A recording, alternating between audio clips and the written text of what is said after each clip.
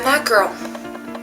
I'm that girl who wanted to save her first kiss from marriage, but when I fell into the perfect relationship with the man that I knew was the one, I started to compromise not only who I was, but my walk with Christ. Not only my walk with Christ, but I started to compromise my morals as well. And in the end, I was really hurt. In the end, like every other person who's been really hurt, I started to question God, why this happened to me? Why did he break my heart? He was supposed to be the one.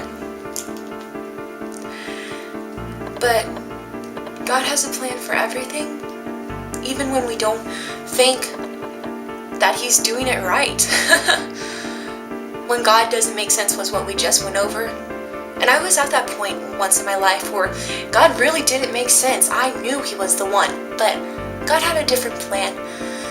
And through what I thought was wrong, through what I thought God was doing wrong, he brought divine healing.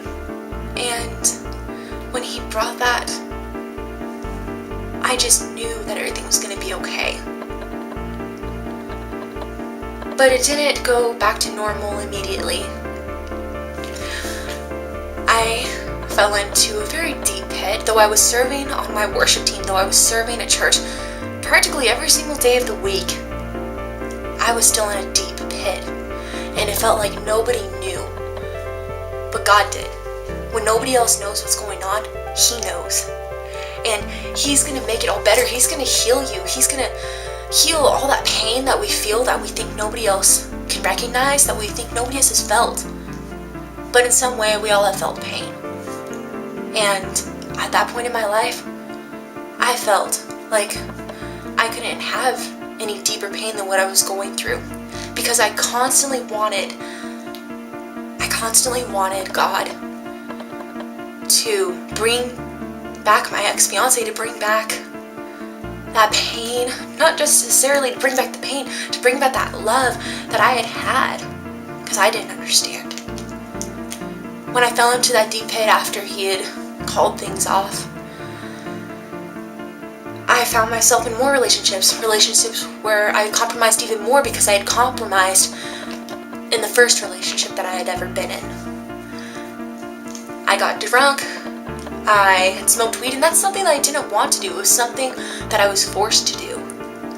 And I didn't see my life going where I wanted it to. This person who wanted to serve God non-stop just got lost in all the noise of this world. But luckily, he brought me back. At a Christian conference, it wasn't a Cry the Fire, but it was a very, very emotional Christian conference for me. After all this had happened, after I had finally put myself in the place where God wanted me to be, in that season of singleness. In that season of singleness, I found what I was missing. That hole in my heart was finally filled because God filled it. And at that moment, I was at the foot of the cross, looking up at it, and for once in my life, I didn't see just a symbol of Christianity. I saw hope. I saw healing. And I saw my broken heart slowly being pieced back together, because that's what God does. He heals us, and when we feel like there's no hope, he shows us it's going to be okay. Sometimes he lets go of our hand just to show us that he was there all along. There's a song by Colton Dixon that's called Gone. It says, all the lights were on. See, I was never gone. I let go of your hand to help you understand. I was with you all along. I was never gone.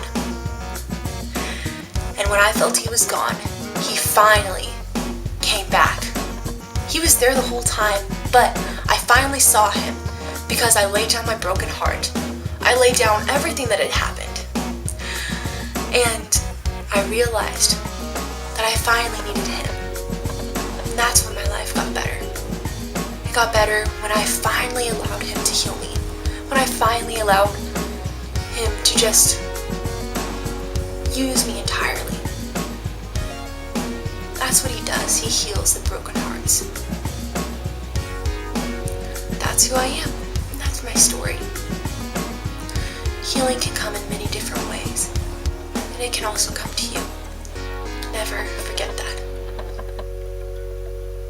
Never forget that.